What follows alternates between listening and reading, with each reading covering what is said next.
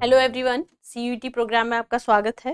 जैसा कि आप जानते हैं कि लास्ट लेक्चर में हमने सिलेबस डिस्कस किया था और जब हम सिलेबस डिस्कस कर रहे थे तो हमने कुछ बातें तय की थी, जैसे कि हम किस तरीके से आपस में यूनिट्स को कंबाइन करके पढ़ेंगे, जिसके बारे में हमने बात की थी कि जब हम यूनिट सेकेंड पढ़ रहे होंगे उसी के साथ हम क्या पढ़ेंगे, यूनिट 4 को कंबाइन करके पढ़ने की कोशिश करेंगे, क्योंकि बहुत सारी चीज़ें इंटरकनेक्टेड हैं।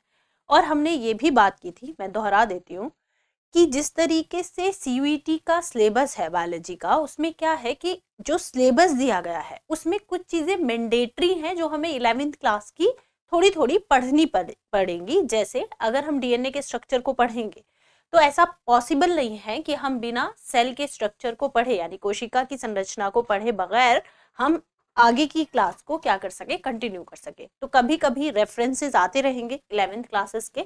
जो बुक है वो आप 11th क्लास की किताब को भी अपने साथ रखिएगा, ताकि जब कभी रेफरेंस आए और कुछ कंफ्यूजन हो तो आप वहां से उसको देख सके। बाकी हम कोशिश करेंगे कि जहां से भी हम कोई रेफरेंस लेंगे उसको हम यहाँ इमेज के थ्रू आपको दिखा देंगे। जैसे आज जब हम पढ़ेंगे जीवों में जनन, आज का जो हमारा लेक्चर है उसमें हम थोड़ी थोड़ी बात वर्गीकरण की भी करेंगे, जबकि हम जानते हैं कि 12th के सिलेबस में तो वर्गीकरण है ही नहीं और ना ही हमारे सीयूईटी के सिलेबस में है। ठीक है, तो इस तरह की चीजें, बेसिक चीजें हमें 11th क्लास के रेफरेंस से लेनी ही पड़ेगी, है ना। तो आज हम जो पढ़ने वाले हैं वो हम पढ़ने वाले हैं जीवों में जनन। ठीक, एक और बात कल सिलेबस के दौरान हमने तय की थी वो ये कि टर्मिनोलॉजी सारी की सारी हम अंग्रेजी में जरूर पढ़ेंगे, सिर्फ हिंदी में पढ़ने से हमारा काम नहीं चलेगा। जिसका हमने उदाहरण भी दिया था कि कई बार जो टर्म है उसे हिंदी में क्या कहते हैं ये इंपॉर्टेंट नहीं रह जाता, और इसलिए नहीं रह जाता क्योंकि सवाल में देवनागरी में वो शब्द पूछ लिया जाता है, जिसका एक उदाहरण हमने दिया था। ठीक, इस तरह के बहुत सारे उदाहरण हैं। अब जैसे फॉर एग्जाम्पल पीसीआर है, तो पीसीआर को हिंदी में जो भी कहते हो, लेकिन अगर सवाल आएगा तो पीसीआर देवनागरी लिपि में लिखकर आ जाएगा, है ना। तो हमें अंग्रेजी वाली टर्मिनोलॉजी जो है वो हमें सारी क्लियर होनी चाहिए। अब हम बात करते हैं जीवों में जनन की। देखिए, जनन यानी रिप्रोडक्शन, रिप्रोडक्शन, री मतलब फिर से, प्रोडक्शन मतलब उत्पादन, है ना। रिप्रोडक्शन, जितनी सजीव हैं पूरे दुनिया में, जितने भी सजीव हैं वो रिप्रोडक्शन करते हैं, और यही एक कारण है कि वो अपने जैसी या अपने से भिन्न, अपने से भिन्न मतलब आनुवंशिक रूप से अपने से भिन्न प्रजाति को क्या देते हैं, जन्म देते हैं। जैसे एक ह्यूमन जो है वो ह्यूमन को ही जन्म देगा, हालांकि जो उसका जेनेटिक मेकअप होगा वो अलग होगा। ये सब क्या बात चल रही है कि जेनेटिक मेकअप क्या है, ये सब हम आगे पढ़ेंगे, लेकिन अगर मैं आपको मोटे तौर पर समझाऊं तो क्या हम सब लोग एग्जैक्टली अपने माता पिता जैसे दिखाई देते हैं? नहीं देते। इसका मतलब है कि उनका आनुवंशिक क्रम अलग है और हमारा अलग है, उनके डीएनए अलग है और हमारा अलग है। अब इस डीएनए की अगर मैं बात करूं तो सारे ह्यूमन का 99.9% डीएनए एक जैसा होता है, सिर्फ 0.1% ही है जो हम सबका अलग है, भले ही हमारा कोई ब्लड रिलेशन हो या ना हो। तो सोचिए कि 99.9% हर ह्यूमन का डीएनए मैच करता है, सिर्फ 0.1% है जो हम सबका डीएनए अलग अलग है। उस 0.1% में से भी हमारा ज्यादा रिजेंबल किससे करेगा? हमारे ब्लड रिलेशन से, हमारे माता पिता से, है ना। किसी दोस्त से आपका डीएनए उतना मैच थोड़ा ही कर सकता है जितना आपके माता पिता से। ठीक, लेकिन उसके बावजूद क्या हो रहा है कि एक जो पेरेंट है उनके द्वारा एक नए बच्चे का या एक जीव द्वारा एक नए जीव का उत्पादन हो रहा है, जिसको हम क्या कहते हैं? रिप्रोडक्शन कहते हैं। और रिप्रोडक्शन सजीव होने के लक्षणों में से एक लक्षण है। देखिए, ये पोडियम है, ये पेन है। ठीक, ऐसा तो नहीं होता ना कि हम इस पेन को यहाँ रख के चले जाएं और 1-2 साल बाद देखें कि इस पेन ने एक दूसरे पेन को जन्म दिया है, ये पॉसिबल नहीं है। लेकिन दुनिया में जितने सजीव हैं वो क्या करते हैं? संतति पैदा करते हैं। ठीक, तो सजीव और निर्जीव के बीच जो लक्षण हैं, जो अंतर है, उन अंतर में से एक अंतर ये भी है कि सजीव क्या करता है, उसके अंदर रिप्रोड्यूस करने की पावर होती ठीक है। और बहुत सारे लक्षण हैं जो सजीव और निर्जीव के बीच में अंतर को स्पष्ट करते हैं, जैसे कि सजीव गतिशील होते हैं मोस्ट ऑफ द टाइम और निर्जीव गतिशील नहीं होते। लेकिन फिर सवाल आता है कि बस निर्जीव है या सजीव है, क्योंकि बस को तो पहिए लगे हुए हैं, गति तो उसमें भी है ना। तो इस तरह के बहुत सारे क्या है, अंतर हैं जो बहुत डेफिनेट नहीं है। जैसे मैंने आपको कहा कि अब पेड़ है, पेड़ तो गतिशील नहीं होता फिर भी सजीव है ना। लेकिन जो एक बहुत पुख्ता अंतर है सजीव और निर्जीव के बीच में, वो क्या है कि जो सजीव है वो अपने जैसी संतति को पैदा करते हैं, जबकि निर्जीव अपने जैसी संतति को पैदा नहीं कर सकते, है ना। तो अब जो सजीव है उनमें क्या होता है, जनन होता है। इसीलिए हमने हेडिंग क्या डाली, जीवों में जनन। ठीक है, ये सिर्फ जीव में होगा, अजीव में नहीं होगा, जिनमें जीवन नहीं है उसमें नहीं होगा।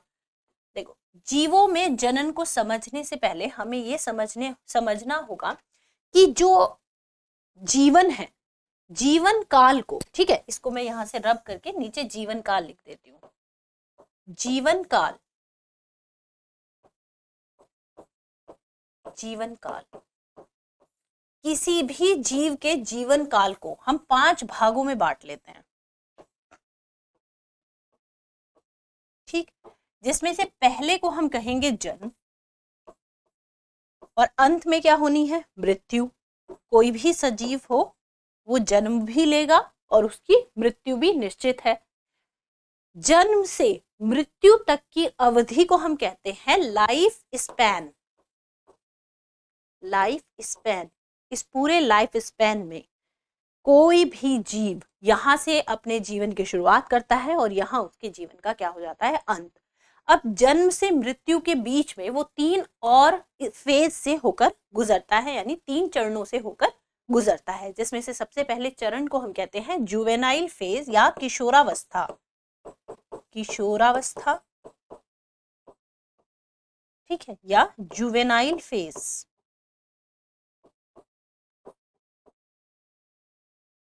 ठीक, इसके बाद जो आती है उसको हम कहते हैं जनन काल या रिप्रोडक्टिव फेज। और जो मृत्यु से पहले जो एक चरण है उसको हम कहते हैं प्रौणावस्था, यानी एजिंग। एजिंग, ठीक। तो कोई भी जीव जो जन्म लेता है वो जन्म से मृत्यु के बीच इन 3 और चरण से होकर गुजरता है, ठीक है, इनसे होकर गुजरता है। थोड़ा ऊपर कर देते हैं, ठीक है। अब देखिए, हम ये भी जानते हैं कि जो जनन काल है, ये वाला जो टाइम है, ये अलग अलग जीवों में अलग अलग हो सकता है। जैसे अगर हम मानव की बात करें और मानव में भी स्त्रियों की बात करें, तो हम जानते हैं एक जो फीमेल है वो जब से उसमें पीरियड शुरू होते हैं, यानी जब से किशोरावस्था में वो एंटर करती है और उसकी बॉडी में कुछ चेंजेस होते हैं, जो कि हम पढ़ेंगे जब रिप्रोडक्शन को, मानव जनन को हम पढ़ेंगे तो उसे डिटेल में हम पढ़ेंगे। तब से लगाकर, यानी उसमें जब से एग का फॉर्मेशन होना शुरू होता है, एग का बनना शुरू होता है, तब से लगाकर और जब तक उसमें एग फॉर्म होते हैं, जो कि हम मानते हैं 45 to 55 वेरी करता है ये एज, और 45 से 55 की एज के बीच में उसे मेनोपॉज होता है, यानी उसे पीरियड का आना बंद होता है, यानी उसके अंदर एग फॉर्मेशन बंद हो जाता है। तो जब से उसमें पीरियड शुरू हुआ और जब तक उसमें पीरियड रहा, यानी मेनार्च और मेनोपॉज। मेनार्च यानी जब से किसी फीमेल में पीरियड की शुरुआत होती है उसे मेनार्च कहते हैं, और जब खत्म होता है उसे मेनोपॉज कहते हैं। तो एक फीमेल का जनन काल कब से कब तक माना जाएगा, मेनार्च से मेनोपॉज तक, है ना। तो इसी तरह हर जीव में ये रिप्रोडक्टिव फेज या ये जनन काल अलग अलग हो सकता है, ठीक। उदाहरण मैंने आपको दिया है कि जैसे फीमेल में, ह्यूमन में भी फीमेल में ये जनन काल कितना होता है, 13 से 14 वर्ष की आयु से, जो कि वेरी होता रहता है। जैसे पहले ये आयु थोड़ी ज्यादा थी, अब 12 साल के जो बच्चियां होती हैं उनको भी क्या होता है, पीरियड होना शुरू हो जाता है, एग फॉर्मेशन शुरू हो जाता है। तो ये डिफरेंट डिफरेंट टाइम में, समय काल में अलग अलग होता है, अलग अलग रहा है। हो सकता है आने वाले टाइम में ये 10 साल के बच्चों को होना शुरू हो जाए या फिर इसकी अवधि बढ़ जाए। ठीक, बहुत सारी चीजों पर ये निर्भर करता है, आसपास के वातावरण पर और बहुत सारी चीजों पर, क्योंकि सब किस पे डिपेंड है, हार्मोन पे, जिसे हम डिटेल में पढ़ेंगे जब हम जीवों में जनन पढ़ेंगे। ठीक है, तो कहने का मतलब ये है कि जो हम आज पढ़ने वाले हैं या आगे कुछ लेक्चर्स में जिसके बारे में हम बात करने वाले हैं, चाहे वो पौधों में हो, चाहे वो किसी ह्यूमन में हो, चाहे किसी और जीव में हो, हम पढ़ने वाले हैं जीवन काल के इस फेज को, यानी जनन काल को।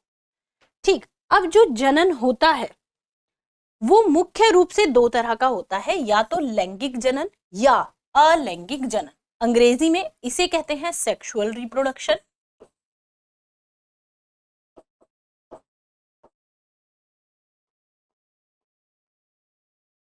और इसे कहते हैं एसेक्सुअल रिप्रोडक्शन। Asexual reproduction. ठीक, अब देखिए जो लैंगिक जनन है, लैंगिक जनन में जो सबसे पहली और जरूरी शर्त है वो ये है कि यहां पर गैमेट यानी युग्मक का निर्माण होता है। निर्माण होता है। गैमेट क्या होते हैं हम आगे पढ़ेंगे, है ना। युग्मक यानी गैमेट्स, और उसमें भी जो गैमेट्स होते हैं वो मेल और फीमेल में बटे होते हैं। ठीक, तो यानी कि यहां पर लैंगिक जनन की जो पहली शर्त है वो ये है कि यहां पर दो युग्मक का निर्माण होना ही होना है। उन दो युग्मक के संलयन से क्या क्रिया होती है, निषेचन की क्रिया होती है। यानी ये जो दो युग्मक हैं, नर और मादा, इनमें संलयन होगा, संलयन से निषेचन की क्रिया संपन्न होती है और युग्मनज का निर्माण होता है, यानी जाइगोट का निर्माण होता है।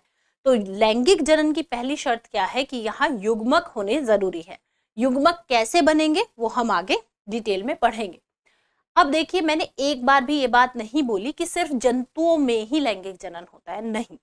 लैंगिक जनन पुष्पीय पौधों में भी होता है और जंतुओं में भी होता है। ठीक, यानी कि युग्मक का निर्माण, नर और मादा युग्मक का बनना पौधों में भी होता है और जंतुओं में भी होता है।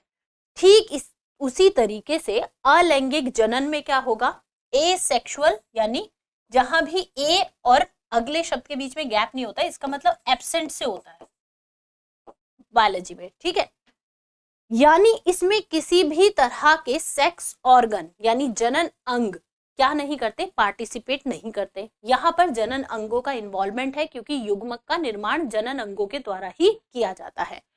जब किसी भी तरह के क्या कहते हैं उसको सेक्सुअल ऑर्गन यानी सेक्स ऑर्गन यानी लैंगिक अंग जब इन्वॉल्व नहीं होंगे तब उसे क्या कहेंगे, एसेक्सुअल रिप्रोडक्शन। ठीक, और एसेक्सुअल रिप्रोडक्शन जब भी होगा तो वो बहुत सारी तरीकों से हो सकता है, बस हमें ये याद रखना है कि यहाँ युग्मक का निर्माण नहीं होगा। तो एसेक्सुअल रिप्रोडक्शन में युग्मक का निर्माण नहीं होता, नहीं होता। ठीक, और साथ ही साथ लैंगिक अंग, लैंगिक अंगों का भी इस्तेमाल नहीं होता, यहाँ इन्वॉल्व नहीं होते कोई भी सेक्स ऑर्गन, यहाँ जबकि सेक्स ऑर्गन क्या होते हैं, इन्वॉल्व होते हैं। तो ये अंतर है लैंगिक जनन और अलैंगिक जनन में। अब हमें जो पढ़ना है, शुरुआत हमें करनी है, वो करनी है अलैंगिक जनन से। अलैंगिक जनन के प्रकार, अलैंगिक जनन कितनी तरीकों का हो सकता है। आपके सिलेबस में जिस जिस टाइप के अलैंगिक जनन की बात हुई है वो सारे टाइप्स हम यहाँ अलैंगिक जनन में पढ़ेंगे। तो देखिए अलैंगिक जनन में हम तो यही समझते आए हैं ना, क्योंकि हम ह्यूमंस हैं, तो हम जानते हैं मेल में स्पर्म का निर्माण होता है, फीमेल में एग का निर्माण होता है। इन दोनों के मिलने से जाइगोट बनता है, फिर वो जाइगोट माँ के गर्भ में 9 महीने तक रहता है, उसके बाद उसका जन्म हो जाता है। जब माँ के गर्भ में वो जाइगोट होता है, तो गर्भ में यानी यूट्रस में इम्प्लांटेशन के बाद, यानी यूट्रस के साथ लग जाने के बाद उस जाइगोट को हम क्या कहते हैं, भ्रूण कहते हैं। और फिर वो भ्रूण धीरे धीरे 9 महीने में माँ के पेट में, माँ के गर्भ में विकास करता है, और फिर उसका क्या होता है, जन्म होता है, जब हम उसे क्या कहते हैं, शिशु कहते हैं। हमें तो रिप्रोडक्शन का यही मतलब पता है, लेकिन आपने अपने आसपास देखा होगा कि और बहुत सारी तरह से रिप्रोडक्शन हो रहा है ना, बस आपने उस तरीके से सोचा नहीं। जैसे अगर आप सोचें तो एक प्लांट है, आप घर में देखते होंगे, प्लांट को आपने टहनी को काटा, टहनी को कहीं लगा दिया और वो उग गई, ठीक है। तो क्या इसमें किसी तरह का युग्मक का इन्वॉल्वमेंट था? नहीं था, लेकिन फिर भी एक पेड़ से दूसरा पेड़ बन गया। रिप्रोडक्शन का मतलब ये नहीं है कि उसमें मेल और फीमेल होना चाहिए, उनमें किसी तरह का सेक्सुअल इंटरेक्शन होना चाहिए। रिप्रोडक्शन कई तरीकों का हो सकता है, जिसमें से एक लैंगिक प्रजनन होता है, जिसे हम सबसे ज्यादा अपने आसपास देखते हैं, इसलिए समझ बैठते हैं कि सिर्फ यही एक तरीका होता है अपनी संतति बढ़ाने का। लेकिन हम जानते हैं कि जो विकास क्रम है, कोई भी चीज, जैसे अगर हम हार्ट को देखें, तो हार्ट हम जानते हैं, जब हमने 11th में पढ़ा था, पहले एक चैम्बर का था, फिर 2 का था, फिर 3 का था, फिर ह्यूमन में आते आते 4 चैम्बर हार्ट पाया जाता है ना। ये सारे कैरेक्टर आपने 11th में पढ़े होंगे। तो हर चीज का एक क्रम है, हर चीज का विकास इसी तरह से हो रहा है। जब हम पढ़ते हैं एक कोशिकीय जीव, फिर हम पढ़ते हैं द्विकोशिकीय जीव, फिर हम पढ़ते हैं बहुकोशिकीय जीव, है ना। तो क्या हो रहा है, पहले अमीबा एक कोशिका की संरचना है और जीव है वो, है ना। और उसके बाद हम ह्यूमन देख रहे हैं, जिसमें कितने लाख सेल इन्वॉल्व है, कितनी ज्यादा, जिनकी गिनती भी नहीं हो सकती, है ना। तो एक जीव है जो एक कोशिका से बना हुआ है, और एक जीव है जिसमें असंख्य कोशिकाएं हैं। जीवन से मरण तक पता नहीं कितनी कोशिकाओं का निर्माण होता है, ठीक है। तो एडवांस है हर चीज, शुरू कहीं से होगी और फिर एडवांस होते होते वहां तक पहुंचेगी। तो अगर हम जीवों में देखें, तो चाहे पौधे हों और चाहे जंतु, अलैंगिक जनन भी दोनों में पाया जाता है। और एक बात और याद रखनी है, हम जानते हैं यूकैरियोटिक और प्रोकैरियोटिक। मैं यहाँ क्लियर कर देती हूँ आपको, अगर आपको थोड़ा भी कंफ्यूजन हो। 2 तरह की कोशिकाएं होती हैं और 2 तरह के जीव माने जाते हैं, प्रोकैरियोटिक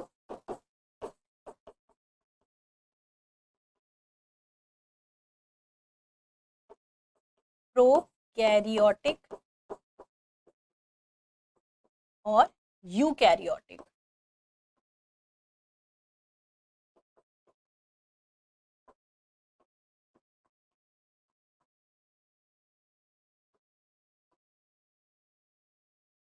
ठीक है, प्रोकैरियोटिक का मतलब क्या होता है? प्रो मतलब होता है, यहां समझने के लिए, पहले, ठीक है, और कैरिया मतलब हमेशा केंद्रक से है। ऐसी कोशिकाएं जिनमें केंद्रक का विकास नहीं होता, पूर्णता नहीं होता, यानी ये कोशिका है। किसी भी कोशिका में क्या होता है, एक केंद्रक होता है और उसके अंदर डीएनए होता है। लेकिन अगर जो केंद्रक है वो ना हो और इसका जो आनुवंशिक पदार्थ है, मान लीजिए डीएनए, वो इसी तरह जीव द्रव्य में पड़ा हो, ये क्या है, जीव द्रव्य। तो इस तरह की कोशिकाएं क्या कहलाती है? इस तरह की कोशिकाएं कहलाती हैं प्रोकैरियोटिक। यूकैरियोटिक, ईयू, इसका ईयू का मतलब हमेशा ट्रू से होता है, ट्रू, और कैरिया मतलब केंद्रक। जहां पर केंद्रक का पूर्ण विकास होता है, उन कोशिकाओं को क्या कहते हैं, यूकैरियोटिक। जैसे आप किसमें देखेंगे, आप देखेंगे पौधों की कोशिकाओं में और जंतुओं की कोशिकाओं में बहुत वेल डिफाइंड केंद्रक पाया जाता है, और इस केंद्रक के अंदर क्या पाया जाता है, डीएनए। तो प्रोकैरियोटिक कोशिकाओं का उदाहरण क्या है, बैक्टीरिया, उनमें केंद्रक नहीं होता, ठीक है। और यूकैरियोटिक कोशिकाओं का उदाहरण क्या है, पादप और जंतु कोशिका। अब देखिए, ये जो मैंने यहाँ अभी समझाया आपको, ये 11th का पार्ट है, ये यहाँ का पार्ट है ही नहीं, लेकिन ये यहाँ का पार्ट नहीं है, 11th क्लास का है, लेकिन क्योंकि टर्म ये बार बार आएगी, प्रोकैरियोटिक, यूकैरियोटिक, तो आपको ये समझना जरूरी है। अब हम यहाँ क्या कह रहे हैं कि जब हम बात कर रहे हैं अलैंगिक जनन की, तो अलैंगिक जनन सभी प्रोकैरियोटिक कोशिकाओं में होता है ऐसा हम नहीं कहेंगे, ठीक है। यानी कि ऐसा मत मान लीजिएगा कि जितनी यूकैरियोटिक कोशिकाएं हैं उनमें लैंगिक जनन होता है, जितनी प्रोकैरियोटिक कोशिकाएं हैं उनमें अलैंगिक जनन होता है, ऐसा बिल्कुल नहीं है। कुछ प्रोकैरियोट अलैंगिक जनन शो करते हैं और कुछ लैंगिक। इसी तरह कुछ यूकैरियोट यानी कम मात्रा में यूकैरियोट क्या करते हैं, अलैंगिक जनन शो करते हैं, और अधिक मात्रा में जो यूकैरियोटिक कोशिकाएं हैं वो क्या करती हैं, लैंगिक जनन शो करती हैं। अब उसमें भी कंट्रोवर्सी है कि प्रजातियां किसमें ज्यादा हैं, कौन लैंगिक जनन ज्यादा करता है, कौन अलैंगिक जनन ज्यादा करता है, ठीक है। लेकिन ऐसा नहीं है बिल्कुल भी कि प्रोकैरियोटिक कोशिकाएं हैं तो अलैंगिक जनन करेंगी, यूकैरियोटिक है तो लैंगिक जनन करेगी, ऐसा नहीं है, ठीक है। अब हमें इसके प्रकार पढ़ने हैं, किस किस तरीकों से रिप्रोडक्शन होता है। जैसे मैंने कहा, हमारे आसपास जितने जानवर हैं, जैसे डॉग है, कैट है, गाय है, उन सबको हम सेक्सुअल रिप्रोडक्शन में इन्वॉल्व पाते हैं, तो हमें ये लगता है कि संतति पैदा करने का एक यही तरीका है, ठीक है। लेकिन हम देखेंगे असेक्सुअल रिप्रोडक्शन किस किस तरीकों से हो सकता है। तो पहला जो आपके सिलेबस में है वो है विखंडन। विखंडन यानी फिजन, ठीक है। फिजन में क्या होगा, फिजन ऐसी क्रिया है जिसमें कोई ऑर्गेनिज्म, कोई जीव दो भाग में बट जाएगा या दो से अधिक भाग में बट जाएगा, और उस जीव का प्रत्येक भाग एक नए जीव को जन्म देगा। कैसे, जैसे अगर मैं बात करूं सबसे पहले द्विखंडन की, तो द्विखंडन यानी बाइनरी फिजन कहते हैं इसको, बाइनरी फिजन, और इसका उदाहरण है अमीबा। अमीबा में द्विखंडन पाया जाता है, कैसे, देखिए अमीबा में द्विखंडन पाया जाता है। ये है अमीबा की संरचना, आपको इधर दिखाई दे रही है ना, पूरा शो हो रहा है। ये अमीबा है, ये अमीबा का केंद्रक। होता क्या है, ये केंद्रक दो भागों में बढ़ जाता है, धीरे धीरे इसकी कोशिका यहाँ से संकुचित होनी शुरू होती है और बाद में ये दो भागों में बढ़ जाती है। तो एक अमीबा से कितने अमीबा हो गए, दो, इसे कहते हैं द्विखंडन। तो अगर पूछा जाएगा कि बाइनरी फिजन किस में पाया जाता है, तो उत्तर क्या होगा, अमीबा, ठीक है। इसी तरह जैसे बाइनरी फिजन यानी द्विखंडन किस में पाया जाता है, यहाँ पर हमने लिखा है कि अमीबा में बाइनरी फिजन पाया जाता है। इसी तरह मल्टीपल फिजन यानी बहुखंडन किस में पाया जाता है, आप अभी आगे पढ़ेंगे, मलेरिया का पैरासाइट जिसे हम क्या कहते हैं, प्लाज्मोडियम। प्लाज्मोडियम कारक है ये, ठीक है। तो ये मलेरिया पैरासाइट है, मलेरिया पैरासाइट, और इसमें क्या प्रोसेस होता है, नए पेज पे बना लेते हैं। इसमें क्या होगा, ये है कोशिका प्लाज्मोडियम की, ये है इसका केंद्रक। हमेशा जब कोशिका विभाजन होती है तो दो प्रोसेस होते हैं, एक को हम कहते हैं कैरियोकाइनेसिस और दूसरे को हम कहते हैं साइटोकाइनेसिस, ठीक। हर टर्म को समझते हुए आगे बढ़ेंगे। काइनेसिस का मतलब हमेशा टूटने से होता है, विखंडन या टूटना, ठीक है।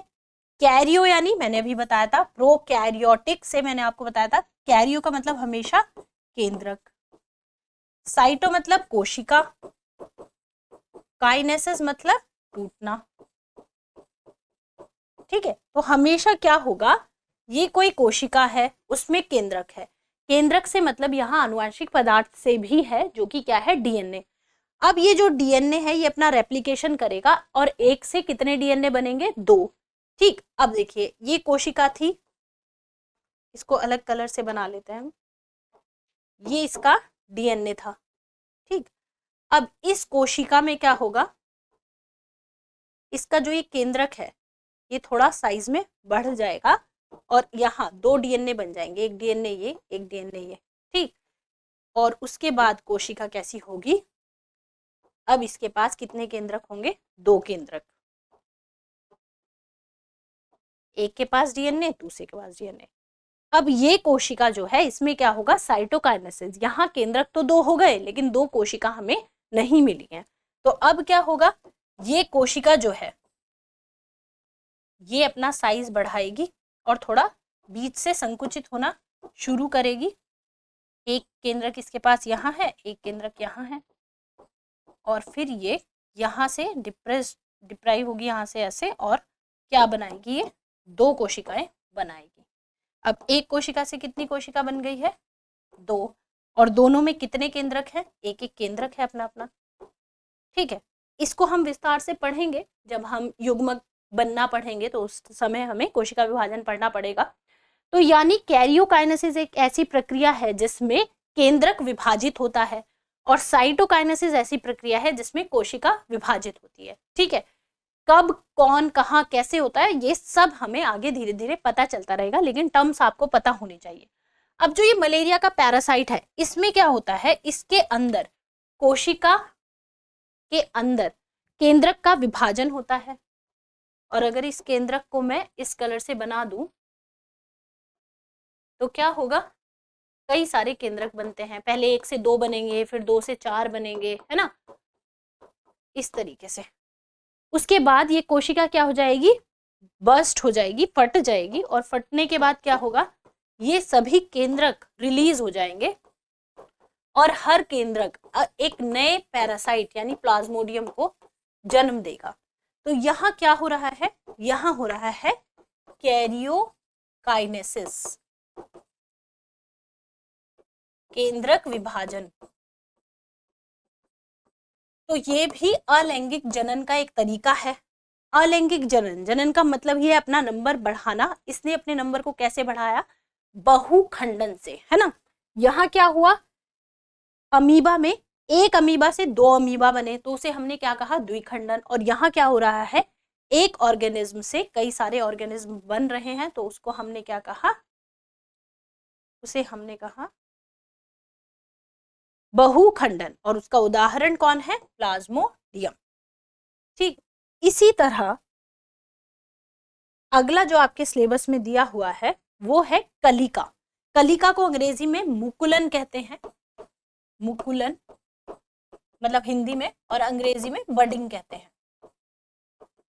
इसमें क्या होता है, इसमें जो जीव है उसमें बड बनती है, और वो बड अलग हो जाती है, और अलग होने के बाद एक नए जीव को जन्म देती है। जैसे अगर इसका एग्जाम्पल हम देखें, तो एग्जाम्पल देने से पहले इसको देख लेते हैं। इसमें 2 तरह का मुकुलन होता है, एक बहिर्जात और एक अंतर्जात। बहिर्जात को कहते हैं एक्सोजीनस, और अंतर्जात को कहते हैं एंडोजीनस, ठीक। और अगर इनके उदाहरण की बात करें तो एक्सोजीनस पाया जाता है किसमें, हाइड्रा में, हाइड्रा में, ठीक। जबकि जो एंडोजीनस पाया जाता है वो पाया जाता है स्पॉन्जिला में। हिंदी में लिख देती हूं मैं, स्पॉन्जिला, ठीक। अब देखिए कैसा होता है मुकुलन, एक डायग्राम से हम इसे समझ लेंगे। ये है क्या, यीस्ट, ठीक। हमने वहां क्या लिखा है, हाइड्रा। तो हाइड्रा में मुकुलन कैसा पाया जाता है, मैं यहीं पर डायग्राम बना के समझा देती हूँ आपको। हाइड्रा में मुकुलन कैसा पाया जाता है, मैं यहाँ डायग्राम बना देती हूँ। फिर यीस्ट, हाइड्रा और यीस्ट दोनों इसी के उदाहरण हैं। देखिए हाइड्रा में कैसा मुकुलन होता है, ये होता है हाइड्रा,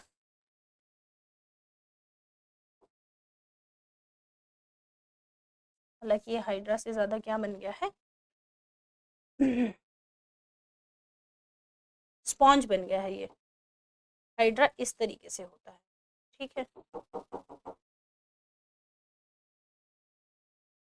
अब इस हाइड्रा में क्या होगा, ये हाइड्रा जो है इसमें नई बड निकलेगी ऐसे, ठीक। आपने हाइड्रा देखा होगा और उसमें देखा होगा कि जब हाइड्रा चलता है तो क्या करता है, अपने इसी बॉडी के इसी पार्ट को जमीन पर लगाता है, फिर उल्टा हो जाता है, फिर चलता है ना। 11वीं क्लास में क्लासिफिकेशन में ये आपने पढ़ा होगा। तो इसमें ऐसी बड निकलती है, आगे जाकर ये बड क्या होगी, ये बड टूट जाएगी और एक नए हाइड्रा को जन्म देगी। तो ये कैसा मुकुलन है, ये बॉडी के बाहर हो रहा है। कैसा है ये, एक्सोजीनस, ये बॉडी के बाहर हो रहा है। तो ये किसमें पाया जाता है, हाइड्रा में। और अगर इसमें यीस्ट में देखें तो देखिए यीस्ट में क्या है, इस तरीके से यीस्ट के ऊपर एक बड का निर्माण हो रहा है। ये बड बड़ी हो रही है, फिर ये नई बडिंग बना रही है, कलिका बना रही है, और बाद में ये बड अलग हो जाएगी। और ये जो पहले से थी यीस्ट, ये तो रहेगी ही, और ये नई बड नए यीस्ट को जन्म देगी, है ना। तो ये क्या है, यीस्ट में मुकुलन का उदाहरण है। फिर आ जाते हैं अंतरजात पर। तो अंतरजात में क्या हो रहा है, ये देखिए, ये है क्या, स्पॉन्जिला, स्पॉन्जिला। और स्पॉन्जिला में ये क्या बन रहे हैं, इन्हें कहते हैं गेम्यूल्स। आपके सिलेबस में ये अलग से मेंशन है, गेम्यूल्स।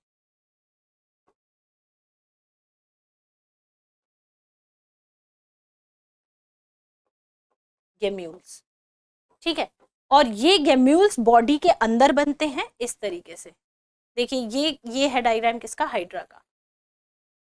ये है स्पॉन्जिला और इसमें यहाँ ये गेम्यूल्स बनते हैं, और ये गेम्यूल्स उसके बाद बाहर निकलकर क्या करेंगे, नए स्पॉन्जिला को जन्म देंगे। तो ये भी क्या हो गया, ये भी एक प्रकार का मुकुलन है, लेकिन ये कैसा है, एंडोजीनस मुकुलन, अंतरजात।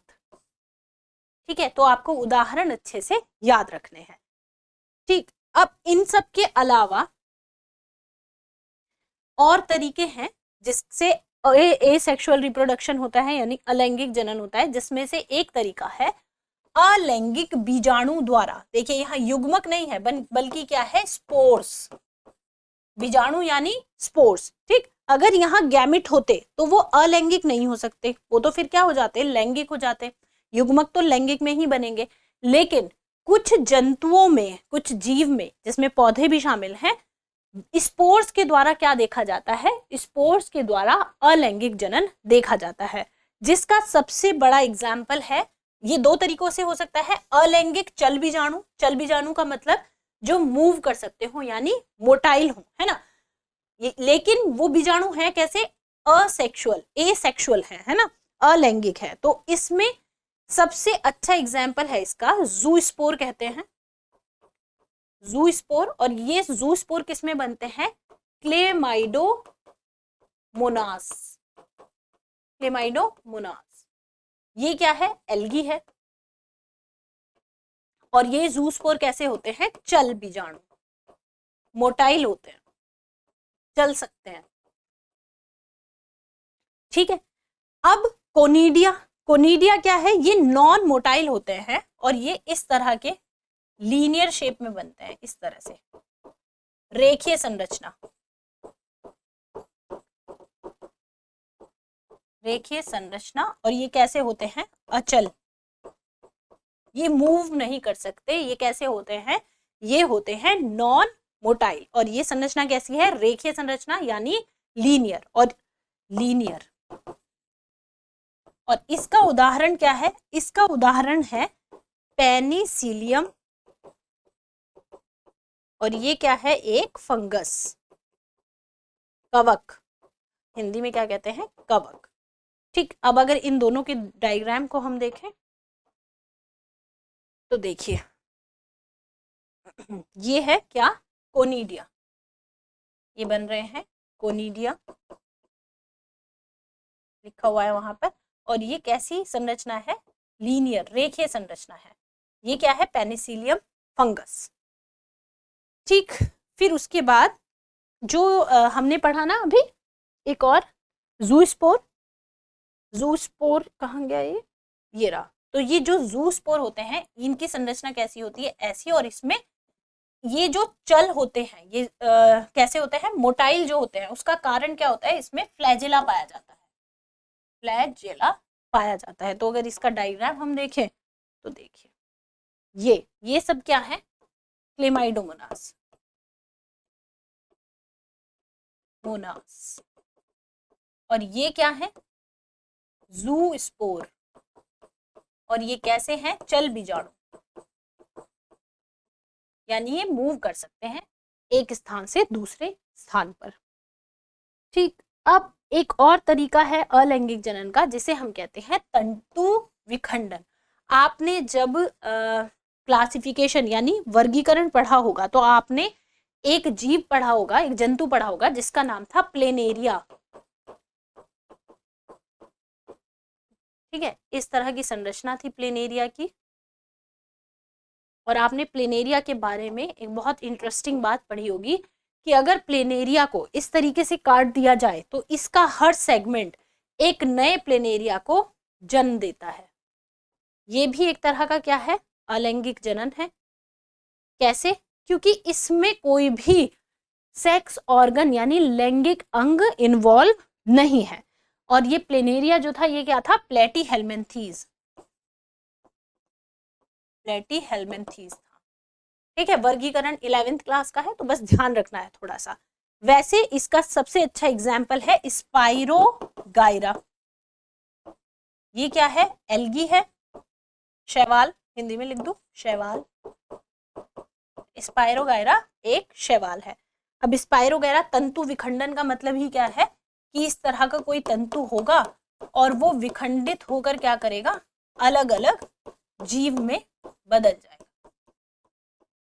ठीक, ये देखिए ये है पूरा एक स्पाइरोगाइरा। स्पाइरोगाइरा के फ्रेगमेंट हुए, पहला फ्रेगमेंट, दूसरा फ्रेगमेंट, तीसरा। ये ग्रो करेगा, ये एक नए स्पाइरोगाइरा बनाएगा, ये दूसरा स्पाइरोगाइरा, ये तीसरा स्पाइरोगाइरा। इसको कहते हैं तंतु विखंडन। और इसका उदाहरण क्या है, एक शैवाल जिसका नाम है स्पाइरोगाइरा। ठीक, और इसमें जंतु में, ये तो प्लांट वाले सेक्शन में आ जाएगा, हालांकि शैवाल को अलग ही रखा जाता है, वो हम क्लासिफिकेशन में ऑलरेडी पढ़ चुके हैं, लेकिन आपको बस इतना ध्यान रखना है कि प्लेनेरिया भी इसी के उदाहरणों में से एक उदाहरण है। ठीक, अब आगे बात करते हैं हम, जिसका नाम है प्लाज्मोटॉमी। ये भी एक तरीका है किसका, एसेक्सुअल रिप्रोडक्शन का। इसमें क्या होता है, हम जानते हैं, हमने भी कैरियोकाइनेसिस और साइटोकाइनेसिस को तो पढ़ा है ना, केंद्रक विभाजन और कोशिका विभाजन। तो होता क्या है, मान लीजिए कोई कोशिका है जिसके अंदर केंद्रक है,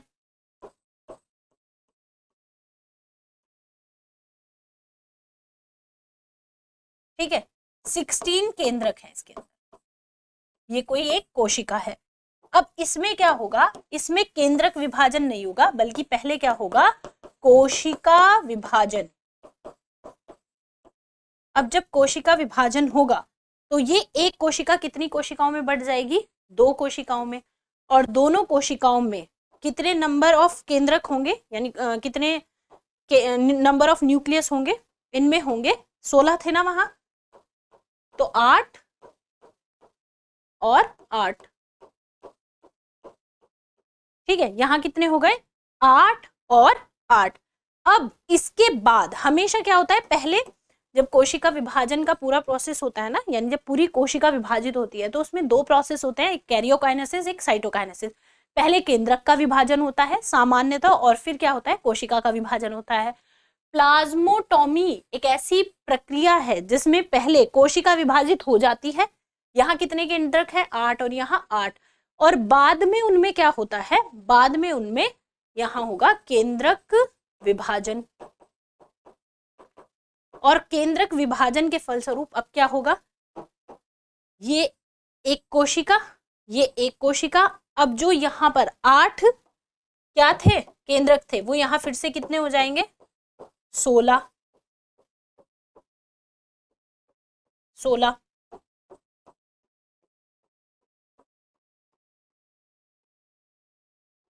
ठीक है, तो देखिए हमें फाइनली क्या मिला, हमें फाइनली हमारे पास एक कोशिका थी जिसमें 16 केंद्रक थे, और अब हमें फाइनली 2 कोशिकाएं मिली जिसमें कितने कितने केंद्रक हैं, 16 केंद्रक है। अंतर बस इतना है कि नॉर्मली पहले केंद्रक का विभाजन होता है, फिर कोशिका का विभाजन होता है, जबकि यहाँ क्या हो रहा है, यहाँ पर पहले केंद्रक का विभाजन, पहले कोशिका का विभाजन हो रहा है, और कोशिका के विभाजन के फलस्वरूप नंबर ऑफ न्यूक्लियस यानी केंद्रक का नंबर आधा हो जा रहा है, और उसके बाद किसका विभाजन हो रहा है? कोशिका के अपने अपने कोशिका में केंद्रक का विभाजन होके फिर से हमें वही नंबर मिल रहा है जो कि हमारी शुरुआत में था केंद्रक का।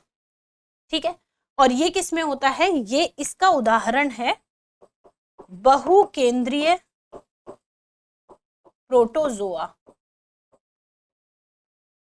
बहुकेंद्रीय प्रोटोजोआ में ये प्रोसेस होता है जिसे कहते हैं प्लाज्मोटॉमी। सवाल कैसे पूछा जाएगा? प्लाज्मोटॉमी में क्या होता है? पहले कोशिका विभाजन फिर केंद्रक विभाजन, पहले केंद्रक विभाजन फिर कोशिका विभाजन, दोनों या दोनों में से कोई नहीं। तो आपको याद रखना है नॉर्मली हमेशा पहले केंद्रक विभाजित होते हैं फिर कोशिका का विभाजन होता है, लेकिन प्लाज्मोटॉमी एक ऐसा प्रोसेस है जिसमें पहले कोशिका का विभाजन होगा और फिर केंद्रक का विभाजन होगा। ठीक है, अब एक और नया कॉन्सेप्ट जो हमें पढ़ना है, हमारा यहाँ अलैंगिक जनन तो समाप्त हो जाता है। अब हमें किसकी तरफ मूव करना चाहिए था? लैंगिक जनन। लेकिन अलैंगिक जनन और लैंगिक जनन के बीच में भी कुछ चीजें हैं जो हमें समझनी है। जैसे एक प्रोसेस है जिसे हम कहते हैं एपोमिक्सिस या असंग जनन। आपके सिलेबस में ये अलग से मेंशन किया हुआ है तो हमें पढ़ना भी पड़ेगा। ठीक है, देखिए जो नॉर्मल रिप्रोडक्शन है जो हम आगे लैंगिक जनन पढ़ेंगे उसमें क्या होता है? युग्मक बनेंगे, युग्मक आपस में मिलेंगे और क्या बनाएंगे? आपस में युग्मक के मिलने से निषेचन होगा और निषेचन से एक संरचना बनेगी जिसे हम कहते हैं जाइगोट या युग्मनज। यहाँ पर क्या होता है, बल्कि आपको एपोमिक्सिस बाद में हम दोहरा लेंगे, बस अभी थोड़ा सा याद रख लीजिए कि होता क्या है कि प्लांट की जो संरचना होती है ना, शायद यहाँ हो, यहाँ है नहीं,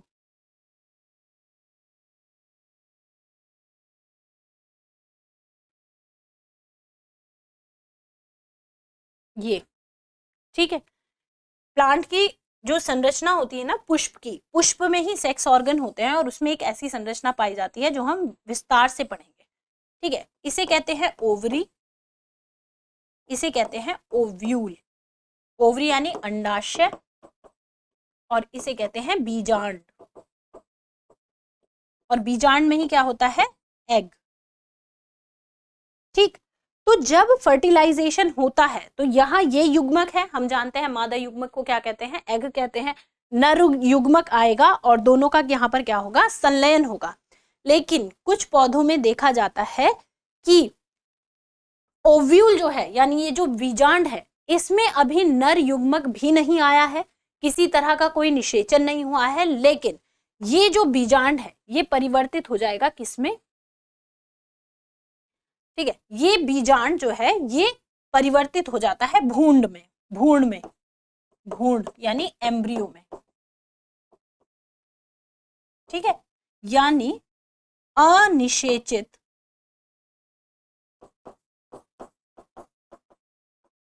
बीजांड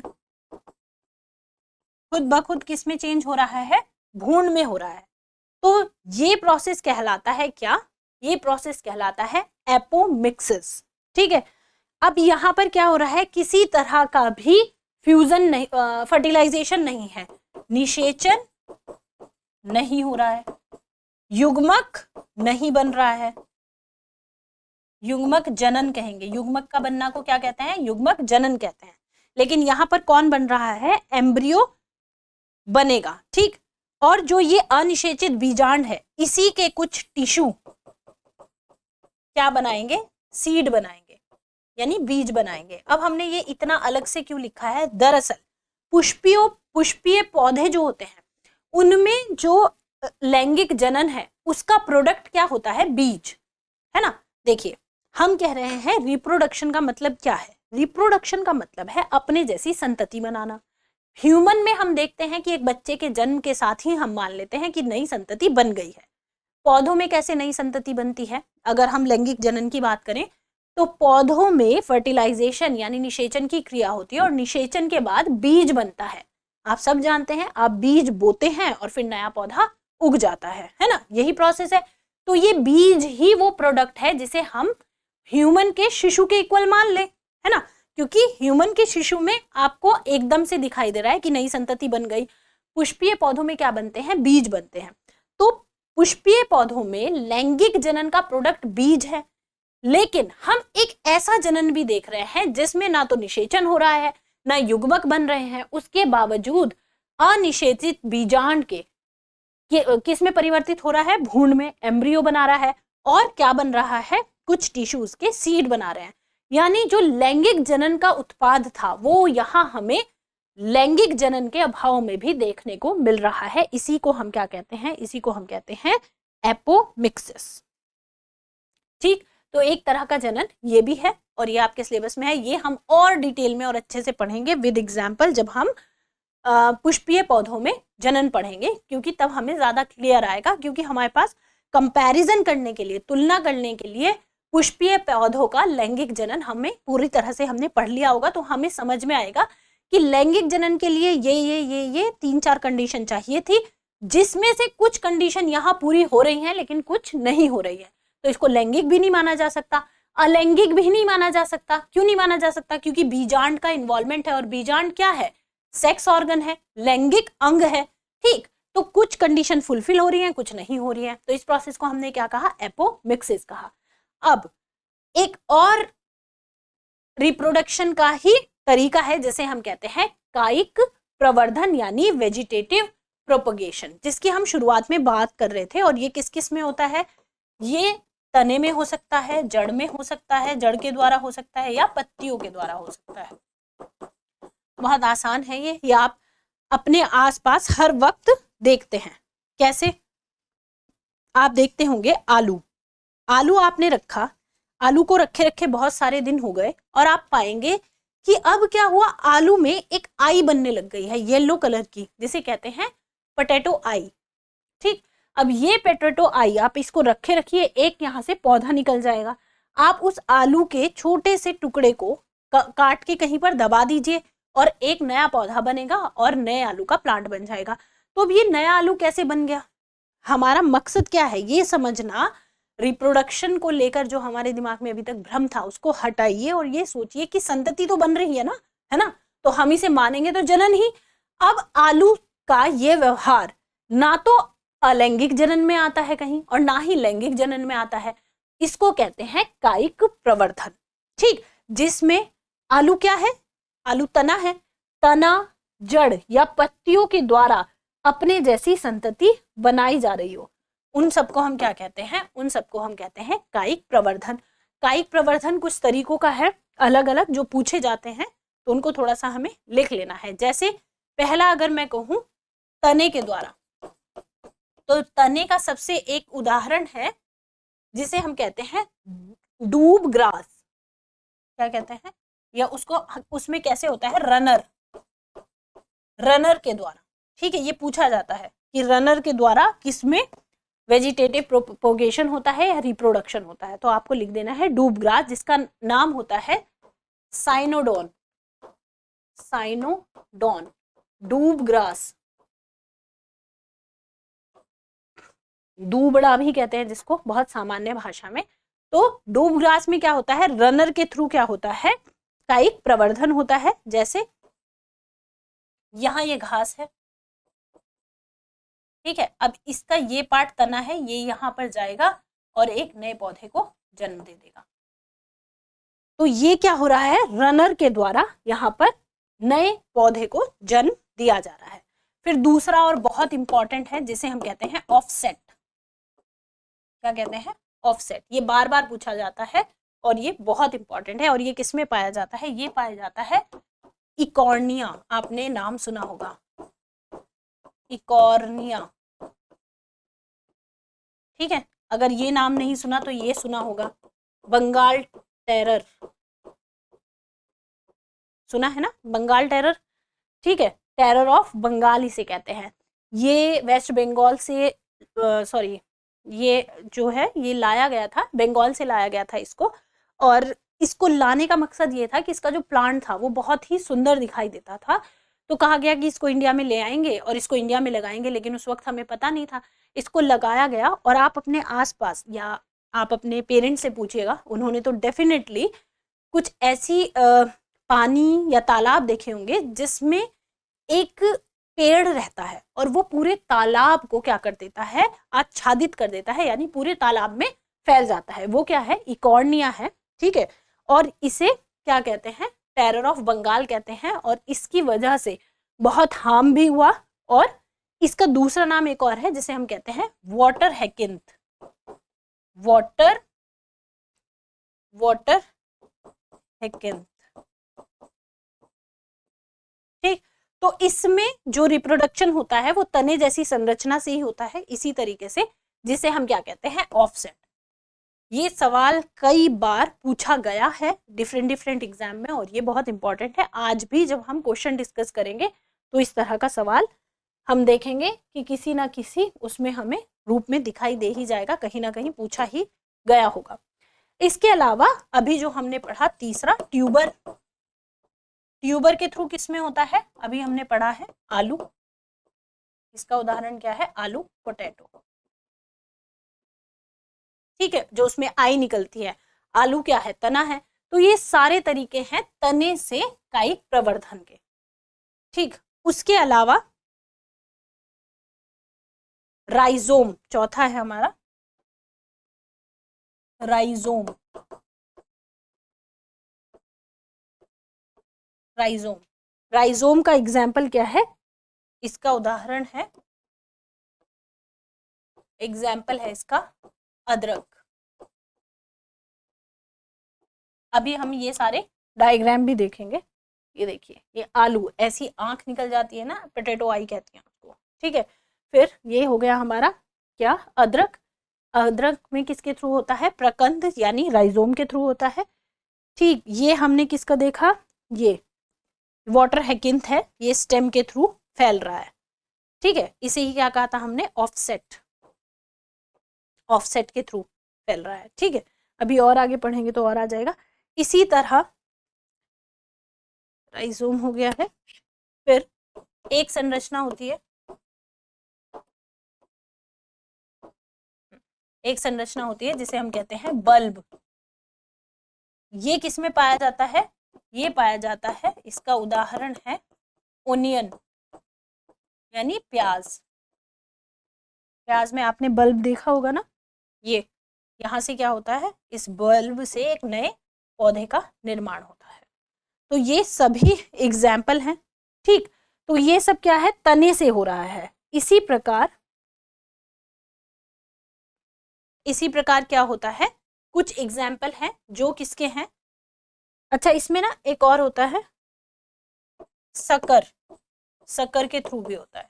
तो ये तरीके हैं जिनसे तने में कायिक प्रवर्धन हो रहा है। फिर इसी तरह होता है किससे, रूट से, रूट यानी जड़। अब जड़ से किस किस के द्वारा हो रहा है, एक होता है शीशम वुड जिसे कहते हैं डलबर्गिया, डलबर्गिया, शीशम वुड, ठीक। और उसके अलावा रूट के थ्रू ही होता है स्वीट पोटैटो, स्वीट पोटैटो जानते हैं ना आप, उन सब में किसके थ्रू होता है, रूट के थ्रू होता है। इसी तरह लीफ के द्वारा भी होता है, पत्तियों द्वारा, ठीक। यानी आप पत्तियों को लगाएंगे और नया पौधा उगकर आया जाएगा। इसका एग्जाम्पल है ब्रायोफिल्लम, ब्रायोफिल्लम। और दूसरा इसका एग्जाम्पल है, एक ही बहुत है इसमें, और इसमें आप ओनियन को भी ध्यान रखिएगा। ओनियन जो है ना, ओनियन का जो बल्ब होता है वो लीफ का ही होता है दरअसल। ये है ब्रायोफिल्म की इमेज, ये है ब्रायोफिल्म की इमेज, ठीक है। इसमें क्या होता है, पत्तियों से ही नई कलिकाएं, पत्तियां बन जाती हैं और फिर उसमें जड़ बन जाती है, ये अलग हो गए, नए प्लांट को जन्म देती है, ठीक। अब नेक्स्ट है हमारा टॉपिक कायिक प्रवर्धन की कृत्रिम विधियां। अब बहुत सारी कायिक प्रवर्धन की कृत्रिम विधियां होती हैं, जैसे कटिंग, कटिंग आप जानते ही हैं, घरों में ये किया ही जाता है। दूसरा हो गया हमारा ग्राफ्टिंग, कलम लगाना, ग्राफ्टिंग यानी कलम लगाना। उसके अलावा एक हम पढ़ेंगे टिश्यू कल्चर, ऊतक प्रवर्धन। टिश्यू कल्चर, टिश्यू कल्चर में क्या होता है कि मान लीजिए कोई प्लांट है, ये लैब में किया जाता है। मान लीजिए कोई प्लांट है जो हिमालय में है और उसमें क्या हो रहा है, वो धीरे धीरे विलुप्त हो रहा है। ठीक है, केवल विलुप्त होने वाली प्रजातियों को ही नहीं, मैं एग्जाम्पल दे रही हूँ बस आपको। अब हम वहां से कोई प्लांट ले आए, उसको हमने लैब में क्या किया, स्टडी किया। स्टडी करने के बाद हमने कुछ लिक्विड फॉर्म किए और उन लिक्विड में उसकी पत्ती से एक नए प्लांट को उगाया, उसके तने से एक नए प्लांट को उगाया और जड़ से भी एक नए प्लांट को उगाया। कोशिश करेंगे कि इन विधियों को हम डिटेल में आगे देख लें, है ना। जरूरत हुई तो हम जरूर इनके वो भी देखेंगे, डायग्राम्स भी देखेंगे। ठीक है, तो टिश्यू कल्चर कहाँ करा जाता है, लैब में किया जाता है। उनको टेम्परेचर, न्यूट्रिएंट्स, उसी तरह के न्यूट्रिएंट्स दिए जाते हैं, है ना, और मीडियम बनाया जाता है, एक तरह से उनका खाना। मिट्टी की जगह मीडियम में उनको उगाया जाता है। फिर जब वो पौधे कुछ बड़े हो जाते हैं, उनको वापस जमीन में क्या कर दिया जाता है, बो दिया जाता है, यानी जमीन में लगा दिया जाता है, उगा दिया जाता है। ठीक है, तो वो हो गया ऊतक प्रवर्धन। तो ये कायिक प्रवर्धन की कुछ विधियां हैं। अब आ जाते हैं हम किस पर, लैंगिक जनन। लैंगिक जनन में हमने क्या पढ़ा था शुरुआत में, युग्मक होने चाहिए, 2 युग्मक जरूरी हैं और उन 2 युग्मक के आपस में मिलने से एक निषेचन की क्रिया होगी, जिसके फलस्वरूप क्या बनेगा, युग्मनज बनेगा।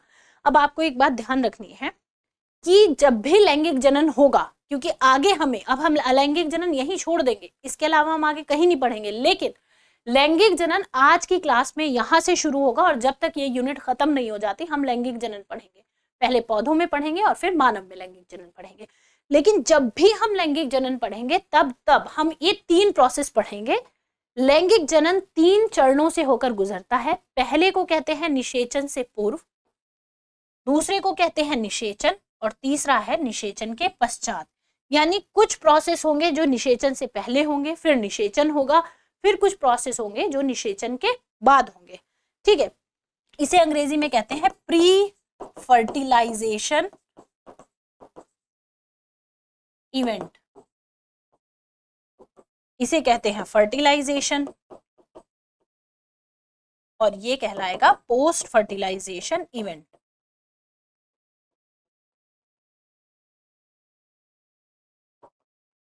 Post fertilisation event, pre fertilisation, fertilisation और पोस्ट फर्टिलाइजेशन इवेंट। ठीक, अब देखिए, जब प्री फर्टिलाइजेशन है तो हम जानते हैं फर्टिलाइजेशन हमने किसे कहा, 2 युग्मक हैं, है ना, उनके संलयन से युग्मनज यानी जाइगोट का बनना क्या कहलाता है, निषेचन कहलाता है। यहां तक समझ में आया। अब ये युग्मक कहां से आए, तो ये होगा युग्मक कहां से आए, ये इवेंट होगा कहां पर, निषेचन पूर्व की घटनाओं को। यानी निषेचन पूर्व की घटनाओं को 2 भाग में बांटा जा सकता है। पहला युग्मक का बनना, युग्मक जनन, और दूसरा युग्मक स्थानांतरण। स्थानांतरण, अब ये स्थानांतरण क्या है, हम जानते हैं कि मेल गैमेट अलग है, फीमेल गैमेट अलग है। जैसे कि हम जानते हैं, अगर हम मानव की बात करें, मानव में स्पर्म बनता है नर में और अंड बनता है यानी एग बनता है फीमेल में। अब फीमेल के एग तक किसको पहुंचना है, मेल के स्पर्म को। तो मेल स्थानांतरित करेगा, स्थानांतरण करेगा किसका, शुक्राणु का, कहां, फीमेल में। इसी तरह पौधों में भी जहां नर अलग बन रहा होगा वहां पर वो अपने युग्मक का स्थानांतरण कहां तक करेगा, फीमेल के पास तक। मोस्ट ऑफ द टाइम अपवाद को अगर हम छोड़ दें, हमेशा नर युग्मक ही चलनशील यानी गतिशील होता है।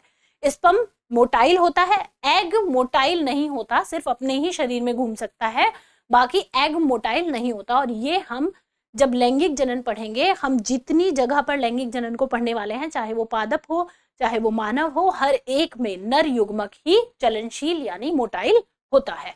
ठीक, तो देखिए निषेचन पूर्व की घटनाओं में युग्मक जनन होगा यानी युग्मक बनेंगे और युग्मक का स्थानांतरण होगा, उसके बाद निषेचन होगा, है ना। तो देखिए निषेचन पूर्व की घटनाओं में हमें क्या पढ़ना है, युग्मक जनन, इसे अंग्रेजी में कहते हैं गैमीटोजेनेसिस। गैमिटोजेनेसिस, जेनेसिस यानी बनना, किसका? गैमिट का बनना। ठीक है, अब ये गैमिट है क्या? सबसे पहला सवाल तो ये है कि ये गैमिट क्या है। ठीक, ध्यान रखिए गैमिट जो है वो अगुणित कोशिकाएं हैं, अगुणित कोशिकाएं हैं। अब अगुणित कोशिकाओं को हम कैसे लिखते हैं? एन। अगुणित कोशिकाओं का मतलब क्या होता है कि इसमें जो क्रोमोसोम है, नंबर ऑफ क्रोमोसोम अपनी कोशिका का आधा होता है, या इसमें नंबर ऑफ क्रोमोसोम कितने होते हैं? एन होते हैं। जैसे अगर मैं आपको उदाहरण दूं तो मानव में क्रोमोसोम कितने होते हैं? टोटल 46, और इसको हम 23 जोड़े भी लिखते हैं, 23 जोड़े होते हैं। 23 जोड़े यानी 46 नंबर क्रोमोसोम का होना क्या कहलाता है? कोशिका कैसी है? 2n। कैसी है? 2n, संपूर्ण है ना। अब अगर किसी में, किसी कोशिका में 23 ही क्रोमोसोम होंगे, 23 जोड़े नहीं, 23, तो ये कोशिका कैसी होगी? ये n होगी। आया समझ? अगर 46 है क्रोमोसोम, 46 के 46 है, तो ऐसी कोशिका क्या होगी? द्विगुणित होगी। और अगर क्रोमोसोम का नंबर आधा हो गया तो ऐसी कोशिकाएं क्या कहलाती हैं? अगुणित कोशिकाएं कहलाती हैं। तो ये बात हमेशा याद रखनी है, यूनिवर्सल है ये। हर एक युग्मक में क्रोमोसोम का नंबर कितना होता है? n होता है, यानी युग्मक हमेशा अगुणित कोशिकाएं होती हैं। इसमें किसी भी तरह का कोई हेरफेर नहीं हो सकता। ठीक है, अब जो ये युग्मक है, अभी इसको छोड़ देते हैं स्थानांतरण को, पहले इसे कंप्लीट करते हैं कि युग्मक कैसे बनते हैं। तो युग्मक कैसे बनते हैं से पहले ये समझ लें कि गैमेट होते क्या है और कितने प्रकार के होते हैं। तो गैमेट क्या है? अगुणित कोशिकाएं हैं जिसमें क्रोमोसोम का नंबर अपनी कोशिका का आधा होता है, या अगर आधा ना भी हो तो हमें बस ये समझना है उसमें नंबर ऑफ क्रोमोसोम n होता है। ठीक, और क्लियर हो जाएगा भी आगे, इसको अभी छोड़ते हैं, आगे बढ़ते हैं। युग्मक जो है वो क्या होते हैं? दो तरह के होते हैं। एक को कहते हैं हम समयुग्मकी और एक को कहते हैं विषम युग्मकी। समयुग्मकी यानी होमोगैमस, और ये हेटेरोगैमी है ना, होमोगैमी, हेटेरोगैमी। समयुग्मकी दो युग्मक देखने में एक जैसे दिखाई देते हैं। ठीक है, यानी ऐसे युग्मक जो देखने में एक जैसे दिखाई दें,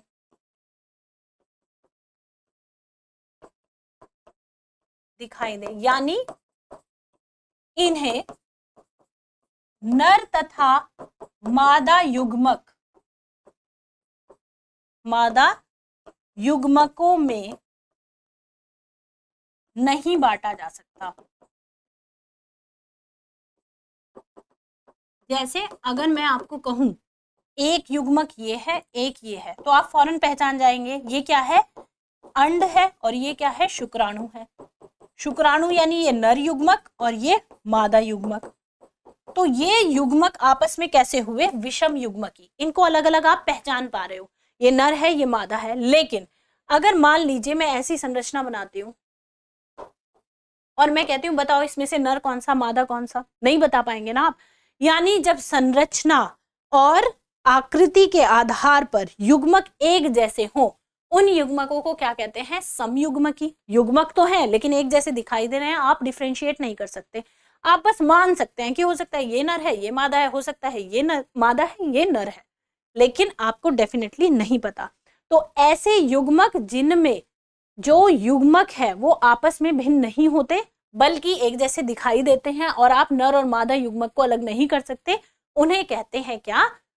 समयुग्मकी। और इसका उदाहरण कौन है? इसका उदाहरण है, अभी हम डायग्राम अगर देखें तो देखिए, ये है क्लैडोफोरा। क्लैडोफोरा एक शैवाल है जो क्या शो करता है? समयुग्मकी शो करता है। ये है क्लैडोफोरा, एक शैवाल है ये। अब आप मुझे देख के बता सकते हैं इनमें से नर युग्मक कौन है, मादा युग्मक कौन है, लेकिन ये युग्मक है और इनके मिलने से नए शैवाल का जन्म होगा। हमने देखा कि एसेक्सुअल रिप्रोडक्शन भी पाया जा रहा है शैवाल में, है ना, और यहाँ सेक्सुअल रिप्रोडक्शन भी पाया जाता है। बस इन अंतर इतना है कि इसके नर और मादा अलग अलग नहीं है। अब देखिए ये एक शैवाल है जिसका नाम है फ्यूकस। अब ये फ्यूकस में एक नर है एक मादा, एक युग्मक ये है एक युग्मक ये है। क्या आप पता लगा पा रहे हैं कौन सा नर है कौन सा मादा? बिल्कुल, ये मादा है और ये नर है। कैसे पता चला? क्योंकि इनकी आकृति अलग अलग है। इसी तरह ये क्या है? मादा, ये मनुष्य में, और ये क्या है? शुक्राणु, ये किस में है? नर में। मादा में क्या है? अंड या डिंब कहते हैं इसको। तो मानव और फ्यूकस क्या शो कर रहे हैं? विषम युग्मक। और ये क्या है? क्लैडोफोरा समयुग्मकी। ठीक है, तो विषम युग्मकी की डेफिनेशन क्या हो जाएगी? युग्मक जो देखने में एक जैसे दिखाई नहीं देते तथा जिन्हें नर तथा मादा युग्मक में बांटा जा सकता है, उसे क्या कहते हैं? विषम युग्मकी कहते हैं। जैसे मेल और फीमेल किसमें? मानव में, अंडाणु और शुक्राणु की फॉर्म में। ठीक, अब जो हमारा दूसरा था वो क्या था? हमारा था स्थानांतरण। वापस यहां आ जाते हैं। युग्मक स्थानांतरण का क्या मतलब है? युग्मक स्थानांतरण का मतलब क्या है कि जब ये युग्मक बन जाएंगे तो इसमें से मेल कहाँ जाएगा? फीमेल के पास जाएगा। ठीक, most of the time mail ही क्या होता है? मोटाइल यानी चलनशील होता है। नेक्स्ट स्लाइड पे अगर हम आए, ये डायग्राम अभी हम देखेंगे क्या मतलब है इनका। फिर है जीवों में लैंगिकता, हमें समझनी है। जीवों में लैंगिकता का मतलब क्या है? कुछ जीव होते हैं जो कैसे होते हैं? बाइसेक्सुअल, द्विलिंगी। इनके और भी नाम हैं, जैसे इन्हें कहते हैं मोनोइशियस या होमोथैलिक। मोनोइशियस या होमोथैलिक। होमोथैलिक को हिंदी में कहते हैं समथैलेसी। ये सब नाम ही हैं इसके, एक ही चीज के नाम है, ये भी समझाएंगे कि क्या होता है। ठीक है, या उभय लिंगाश्री, ये सब किसे कहेंगे? बाइसेक्सुअल को। ठीक है, देखिए होता क्या है कि जो प्लांट होते हैं या जो जंतु होते हैं उनमें क्या होगा? जैसे अगर मैं ह्यूमन की बात करूं तो ह्यूमन में मेल अलग होता है, फीमेल अलग होती है। ठीक है, इसी तरह अगर मैं कैट की बात करूं, एक मेल कैट होता है एक फीमेल कैट होती है। ठीक, यानी मेल अलग है और फीमेल अलग है ना। ज्यादातर हम अपने आसपास यही देखते हैं, लेकिन कुछ एनिमल, कुछ प्लांट्स ऐसे होते हैं जिनमें मेल और फीमेल सेक्स ऑर्गन एक ही बॉडी के अंदर होते हैं। ठीक, उन्हें क्या कहते हैं? उन्हें कहते हैं द्विलिंगी। अगर मैं ये बात किस में कहूं? प्लांट में कहूं तो मैं क्या क्या स्ट्रक्चर बनाऊंगी यहां पर प्लांट का? याद रखने के लिए हम बात ये कर रहे हैं, ये कोई प्लांट है, इसी पर मेल गैमेट भी है और फीमेल गैमेट भी है। ठीक, एक ही प्लांट के अंदर दोनों चीजें हैं। इसी तरह आपने कॉकरोच का स्ट्रक्चर पढ़ा होगा 11th क्लास में, तो आपको याद होगा कि कॉकरोच में भी, सॉरी केचुआ, ठीक है, केचुए में भी मेल और फीमेल एक ही बॉडी के अंदर होता है। जो केचुआ होता है ना, एक केचुए को अगर बीच से काटा जाए तो उसमें क्या देखा जाता है? मेल और फीमेल दोनों एक ही बॉडी के अंदर पाया जाता है। इसी तरह कुछ प्लांट्स होते हैं जिनमें मेल और फीमेल दोनों एक ही बॉडी के अंदर पाया जाता है।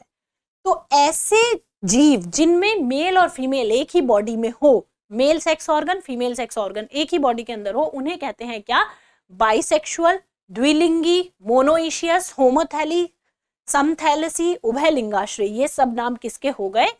जब मेल और फीमेल एक ही बॉडी के अंदर हो। और इसके उदाहरण क्या हो गए? एग्जाम्पल अगर मैं बताऊं आपको तो जंतु में इसके एग्जाम्पल हैं केचुआ और टेपवर्म और जोंक। ठीक, पादप में इसका एग्जाम्पल कौन है? पादप में इसका एग्जाम्पल है चाइना रोज, हिबिस्कस कहते हैं इसको, हिबिस्कस। अब एक लिंगी किसे कहेंगे? इसका उल्टा, एक लिंगी के और नाम क्या होंगे? बाइसेक्सुअल है ना, यहां हो जाएगा यूनिसेक्सुअल। मोनोइशियस है तो डाइशियस, होमोथैली है तो हेटेरोथैली। ठीक है, अब विषम थैलेसी हिंदी में,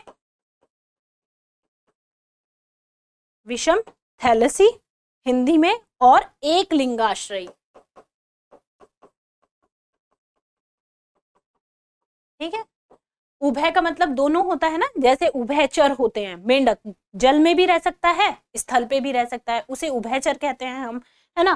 तो उभय मतलब दोनों एक ही में, है ना। तो यहाँ मेल और फीमेल एक ही के अंतर होंगे। अगर इसका डायग्राम बनाया जाए तो यहाँ कैसा बनेगा, ये दो प्लांट हैं जिनमें से एक क्या है मेल और एक क्या है फीमेल। इसी तरह ये दो ह्यूमन है जिनमें से एक क्या है फीमेल और एक क्या है मेल। ये है फीमेल और ये है मेल। तो ये क्या हुआ, ये हुए एक लिंगी।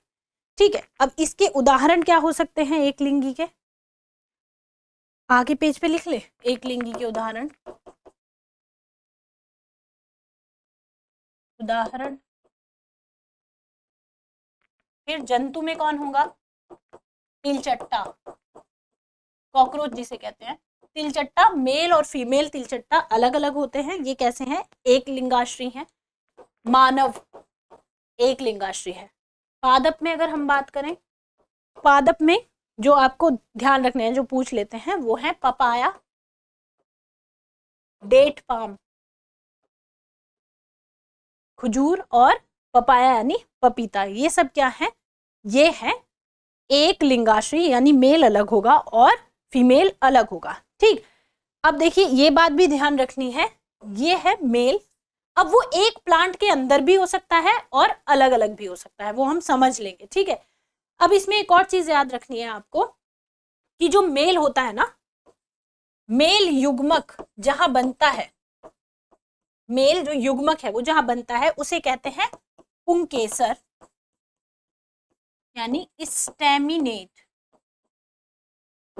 ठीक, और फीमेल युग्मक जहां बनता है उसे कहते हैं स्त्री केसर, पिस्टिलेट, पिस्टिलेट। अब अगर हम इस डायग्राम को देखें तो हमें समझ में आएगा। देखिए ये क्या है, ये है पुंकेसर। ठीक, पुंकेसर ऐसी संरचना होती है, यहाँ पराग कोश होते हैं। ठीक, और इन पराग कोश में ये जो पराग कोश है, इसको अगर हम ऐसे कट करें तो ये पराग कण है। ये डिटेल में हम आगे लेक्चर में पढ़ेंगे भी। ठीक, इसी तरह इसे कहते हैं, इसको मैं रब कर रही हूं, इसको हम कहते हैं स्त्री केसर। ये जो संरचना है, ये पूरी संरचना कहलाती है स्त्री केसर, जिसमें तीन चीजें होती हैं, वर्तिकाग्र, वर्तिका और अंडाशय। इसे कहते हैं स्त्री केसर। तो यानी मेल युग्मक कहाँ बनेगा, पुंकेसर पर, फीमेल युग्मक कहाँ बनेगा, स्त्री केसर पर। ये बात किसकी हो रही है, ये बात हो रही है प्लांट्स की, है ना। अब हमें एक और चीज समझनी है जिसका नाम है युग्मक संरचना के दौरान कोशिका विभाजन। अब ये जो युग्मक बन रहे हैं ये कैसे बनेंगे, किन कोशिकाओं से बनेंगे, तो देखिए दो तरह से बनते हैं। अगर कोशिका n है यानी उसमें क्रोमोसोम नंबर कितने हैं n, तो इनमें कौन सा विभाजन होगा, समसूत्री विभाजन, माइटोसिस। इसे कहते हैं समसूत्री विभाजन। ठीक है, समसूत्री विभाजन का मतलब है कि यहां जितना नंबर ऑफ क्रोमोसोम है यहां भी उतना ही नंबर ऑफ क्रोमोसोम होगा। समसूत्री, एक जैसा। क्रोमोसोम यहाँ कितने हैं n, तो यहाँ भी कितने होंगे, n ही होंगे। और ये कहाँ कहाँ होता है, ये होता है मोनेरा में, ये क्लासिफिकेशन 11th में पढ़ा होगा आपने, फंजाई यानी कवक में, एल्गी में, और ब्रायोफाइट में, ब्रायोफाइटा में। ठीक है, अब एक दूसरे तरीका का भी युग्मक बनना होता है, वो कैसे बनता है, यहाँ क्या है, कोशिका है 2n, यहाँ एक विभाजन होगा और अब क्रोमोसोम का नंबर कितना हो जाएगा n। ये कैसी कोशिका थी, अगुणित अगुणित कोशिका से कौन बन रहा है? अगुणित युग्मक बन रहा है। ठीक है, अब मुझे बताइए कि यहां कैसी कोशिका है? द्विगुणित। तो युग्मक कैसा बनेगा? द्विगुणित 2n। नहीं, मैंने आपको थोड़ी देर पहले बताया था युग्मक हमेशा अगुणित होता है। युग्मक की परिभाषा ही है अगुणित कोशिका, है ना। तो यहां क्या बनेगा? n। यानी यहां 2n था और यहां n, तो ऐसा विभाजन जिसमें क्रोमोसोम नंबर आधा हो जाता है उसे कहते हैं अर्धसूत्री विभाजन, यानी मियोसिस या मियोटिक डिवीजन, एक ही बात है। और यहां क्रोमोसोम का नंबर कितना हो गया? n। तो हम देख रहे हैं ये भी अगुणित युग्मक बन रहा है, ये भी अगुणित युग्मक बन रहा है। बनना अगुणित युग्मक ही है, चाहे वो द्विगुणित कोशिका से बने या चाहे वो अगुणित कोशिका से बने। इसका उदाहरण क्या है? अगुणित द्विगुणित से अगुणित युग्मक का बनना। इसका उदाहरण ब्रायोफाइट, सभी अन्य सभी, है ना, अन्य सभी। इन सब के अलावा सब में द्विगुणित कोशिका से ही युग्मक का निर्माण होता है। अब देखिए यहां पर एनसीईआरटी की किताब में कुछ एग्जाम्पल दिए हुए हैं, आपको इसमें क्या करना है? हल करना है। देखिए जीव के नाम है। मनुष्य में गुणसूत्रों की संख्या कितनी होती है? 46। अब ये 2n है, इसमें जब अर्धसूत्री विभाजन हो जाएगा, युग्मक का निर्माण होगा, तो उस युग्मक में नंबर ऑफ क्रोमोसोम, गुणसूत्रों की संख्या कितनी हो जाएगी? आधी, है ना। इसी तरह घरेलू मक्खी में गुणसूत्र की संख्या है 12, जब इनमें n नंबर ऑफ क्रोमोसोम बनेंगे तो नंबर कितना आ जाएगा? 6। इसी तरह पूछा हुआ है कि चूहे में अगर युग्मक में 21 गुणसूत्र हैं तो कोशिका में कितने रहे होंगे? 2n नंबर क्या होगा यहाँ पर? 42। इसी तरह कुत्ते में 78 हैं, किसमें? एक कोशिका में। अगर उसमें युग्मक बनेंगे तो कितना हो जाएगा? 39, आधा हो जाएगा। यहां 19 है तो यहां कितना हो जाएगा? 38। ठीक है, फिर उसके बाद यहां 8 है फल मक्खी में, तो यहां कितना हो जाएगा? 4। यहां 630 है, किसमें? ओफियोग्लॉसम में, है ना, ओफियोग्लॉसम में। अगर यहाँ 630 है युग्मक में, तो इसकी कोशिका में 2n नंबर कितना रहा होगा? इसका डबल, तो कितना हो गया? 1260। बाकी का आपको फिल करना है। ठीक है, इसका स्क्रीनशॉट या जैसे भी आप करते होंगे, इसको रोक के वीडियो को पॉज करके ये सब फिल करिए फटाफट। ठीक है, तो हमें समझ में आ रहा है कि अगर कोई कोशिका 2n है और 2n कोशिका में सपोज करिए 20 है नंबर, अगर मैं यहाँ लिखूं 2n और मैं यहाँ लिखूं n कोशिका में कितने होंगे क्रोमोसोम? तो 10, आधे हो जाएंगे बस, है ना। ये ध्यान रखना है आपको। इसको फिल कर लीजिए क्योंकि आगे ये हमें बहुत काम आएगा और पिछली बार भी इससे सवाल पूछा गया है। ठीक, अब देखिए एल्गी से लगाकर मोनेरा इसमें जोड़ दीजिए, है ना।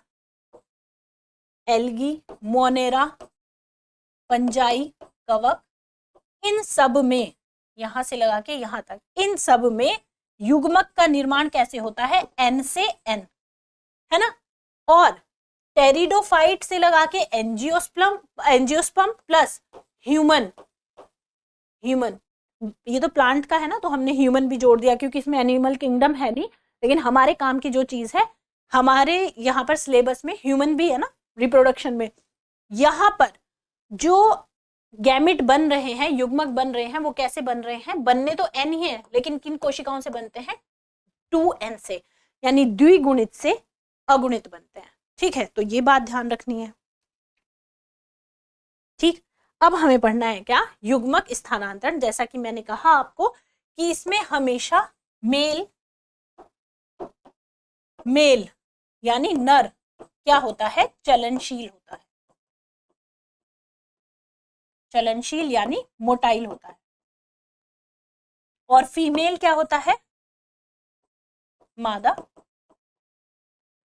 ये नॉन मोटाइल होता है यानी अचल, अंग्रेजी में कहते हैं नॉन मोटाइल। लेकिन इसे चलने के लिए माध्यम की आवश्यकता होती है और वो माध्यम कुछ भी हो सकता है।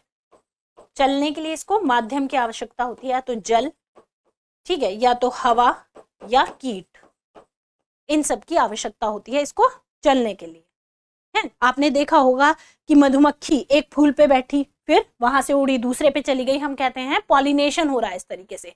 तो पॉलिनेशन दरअसल क्या है, पॉलिनेशन ही है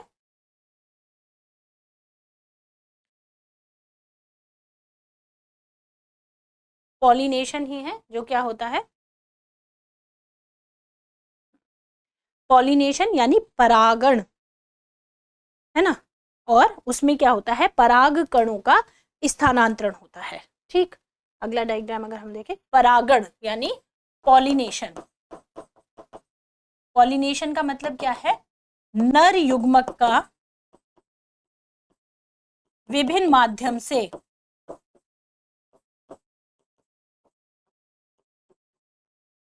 मादा युग्मक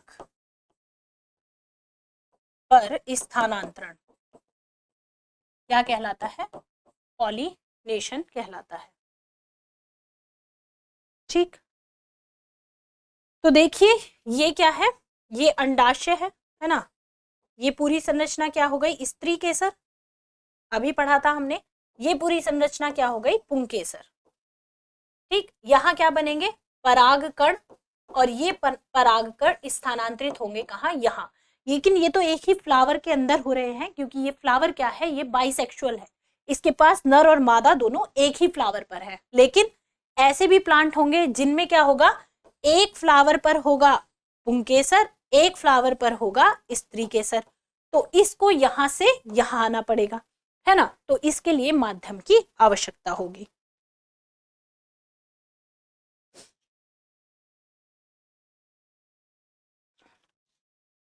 ठीक। तो ये उसी का उदाहरण है कि देखिए यहाँ पर परागकण आए, परागकण आके ये ट्यूब बनी और वो कहाँ गए, यहाँ एग के पास, ठीक। ये निषेचन है। तो अगला हमारा है निषेचन। निषेचन यानी जब युग्मक बन गए, एक नर युग्मक बना, एक मादा युग्मक बना, किस तरीके के बने, समयुग्मक, विषम युग्मक, ये सब हम पढ़ के आ गए हैं। अब उनमें क्या होगा, निषेचन होगा। निषेचन दो तरह का हो सकता है। निषेचन का मतलब है इन युग्मक का संलयन, संलयन, ठीक है। और इससे क्या बनेगा, जाइगोट यानी युग्मनज बनेगा।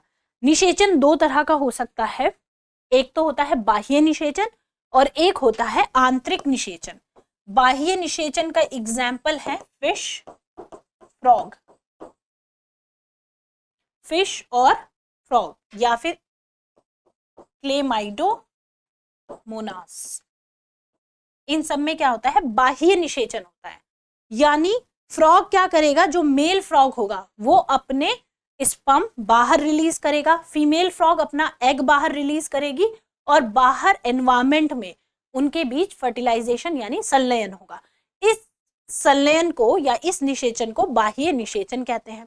आंतरिक निषेचन का मतलब यह है कि जब युग्मक मेल जो है वो फीमेल के पास जाएगा और चलनशील उसका जो नर युग्मक होगा उसको फीमेल की बॉडी में ट्रांसफर करेगा, फीमेल की बॉडी के अंदर फर्टिलाइजेशन होगा। इस प्रोसेस को कहते हैं आंतरिक निषेचन, जो किस में पाया जाता है, मानव में और बहुत सारे एनिमल में। इसके तो बहुत सारे एग्जाम्पल है। प्लांट में अगर हम देखें तो ब्रायोफाइटा से लगाकर एंजियोस्पर्म में इसी प्रकार का निषेचन होता है, ठीक है। और मानव में, बर्ड्स में, रेप्टाइल्स में, इन सब में, सरीसृप, है ना, इन सब में कौन सा निषेचन होता है, आंतरिक निषेचन होता है। तो ये तो अंडरस्टूड सी बात है, बहुत आसान। फिर है अनिषेक जनन, ठीक है। इसको भी हम हालांकि डिटेल में पढ़ेंगे, लेकिन फिर भी पढ़ लेते हैं। इसमें क्या होता है, जो फीमेल गैमेट है, फीमेल गैमेट यानी मादा युग्मक, मादा युग्मक बिना किसी फर्टिलाइजेशन यानी निषेचन के एक नए जीव में बदल जाती है, नए जीव को जन्म देती है। मादा गैमेट क्या करेगा, नए जीव को जन्म देगा फिर से। ना ये लैंगिक जनन कहलाएगा, ना ये अलैंगिक जनन कहलाएगा, इसीलिए इससे हमने अनिषेक जनन कहा, और इसके एग्जाम्पल क्या है ये इंपॉर्टेंट है। कुछ रोटीफर्स मधुमक्खियां, सवाल पूछा जाता है इन्हीं दो का नाम लेकर, ठीक है। और कुछ लिजर्ड्स यानी कुछ छिपकलियों में ये अनिषेक जनन पाया जाता है। फिर निषेचन के पश्चात की घटनाएं, निषेचन के पश्चात क्या घटनाएं होनी है, अब भ्रूण बनना है, ठीक है। क्या बनेगा यहाँ पर, युग्मनज यानी जाइगोट बनेगा, और ये जाइगोट किस में चेंज होगा, एम्ब्रियो में। ये जाइगोट किस में चेंज होगा, एम्ब्रियो में। जाइगोट से एम्ब्रियो का बढ़ना क्या कहलाता है, भ्रूणोद्भव यानी एम्ब्रियोजेनेसिस। एम्ब्रियोजेनेसिस, ये सब डिटेल में हम मानव जनन में पढ़ने वाले हैं कि कैसे ये हुआ, ठीक है। अब देखिए फर्टिलाइजेशन हो गया।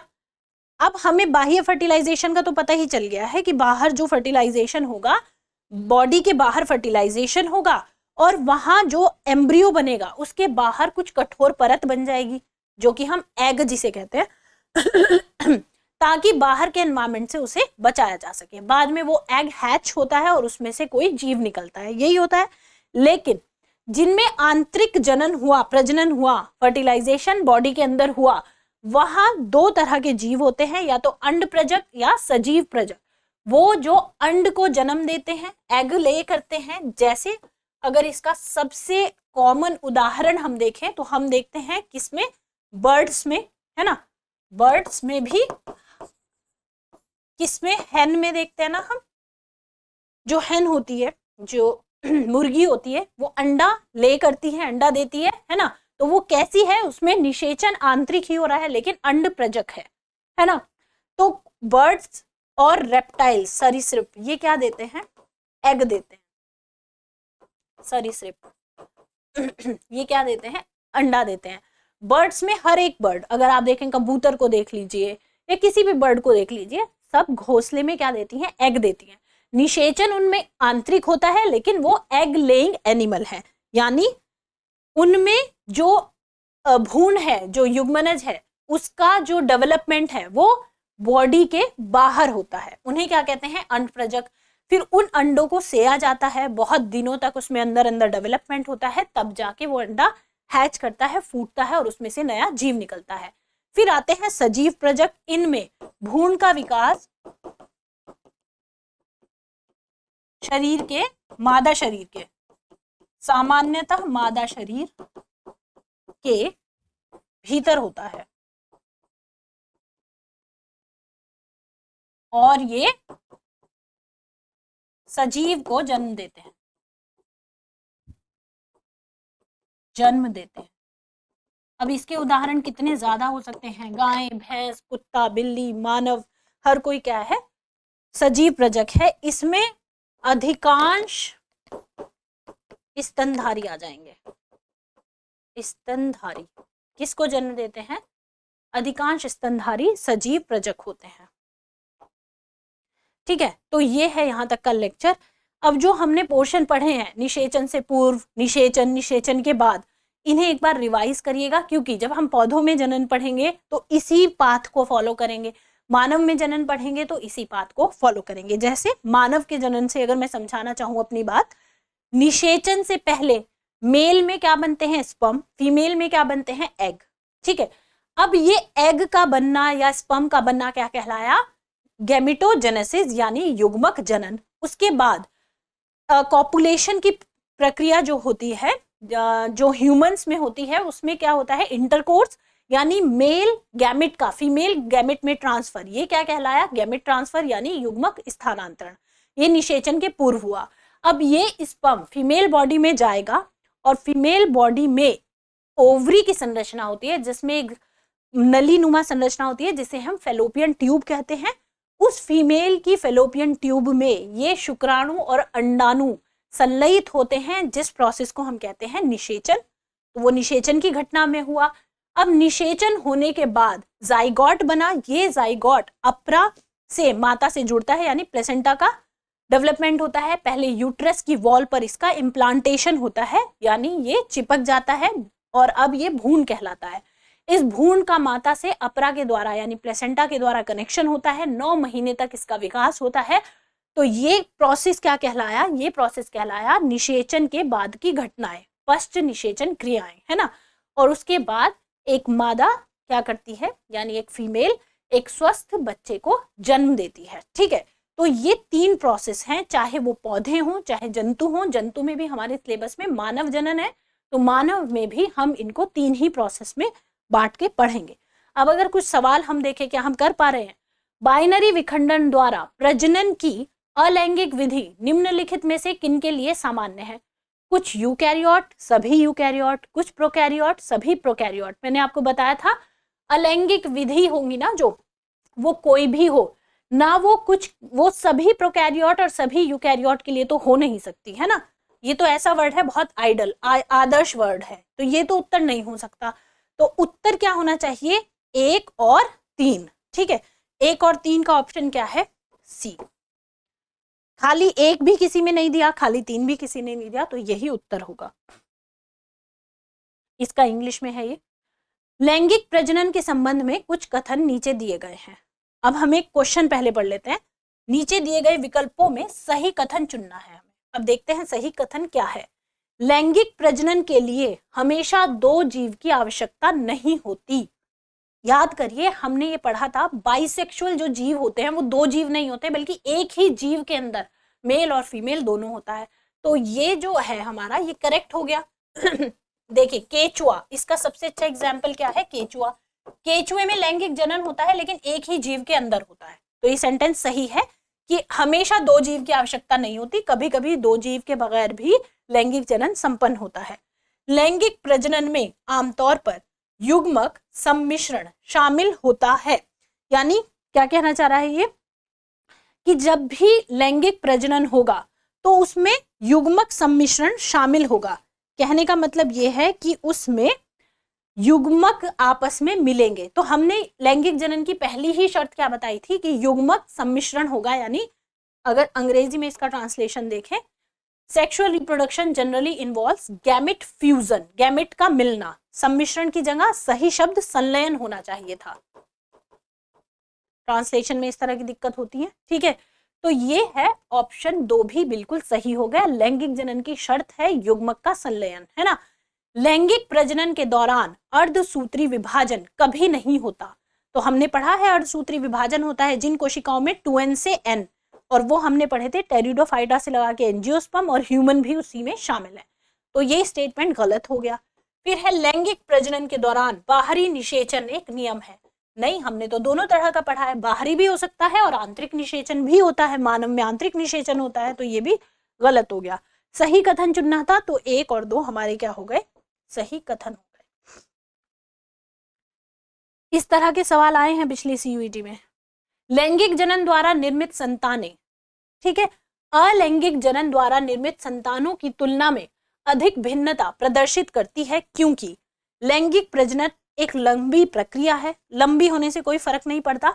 माता पिता के युग्मकों में गुणात्मक रूप से भिन्न आनुवंशिक संरचना होती है। बिल्कुल, देखिए लैंगिक और अलैंगिक जनन में क्या डिफरेंस है।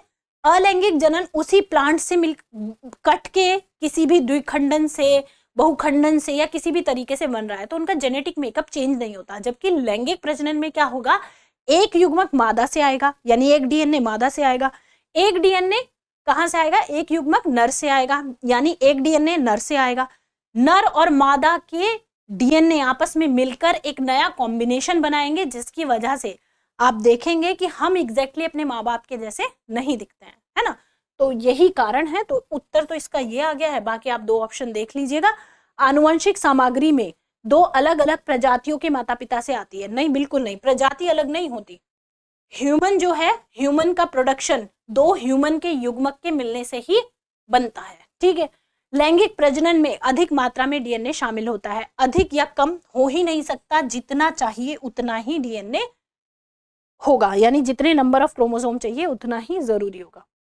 निम्नलिखित में से सही कथन का चयन करना है। द्विलिंगी जीव केवल जंतुओं में ही देखे जाते हैं।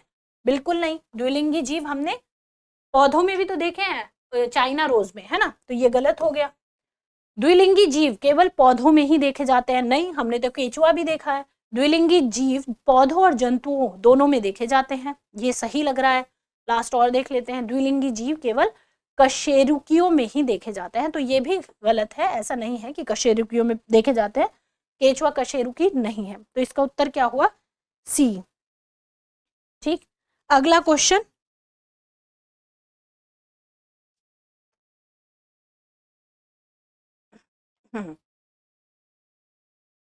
अगला क्वेश्चन है हमारा, बहुत ही बेसिक क्वेश्चन है ये। अगला क्वेश्चन है हमारा, जनन विभिन्न प्रकार के होते हैं, एक जीव द्वारा अपनाए गए प्रजनन का प्रकार निर्भर करता है। कौन जीव किस तरह का प्रजनन करेगा, ये किस पर डिपेंड करेगा, तो जीव के आवास और आकारिकी पर, जीव की आकारिकी पर, जीव की आकारिकी और शरीर क्रिया विज्ञान पर। आकारिकी का मतलब यहाँ क्या है, मॉर्फोलॉजी, मॉर्फोलॉजी आपने 11वीं क्लास में पढ़ी है। तो देखिए जहां पर आनुवंशिक संरचना है, जिस जीव की जो आनुवंशिक संरचना होगी वो उसी तरह से क्या करेगा, प्रजनन करेगा, तो ऑप्शन डी।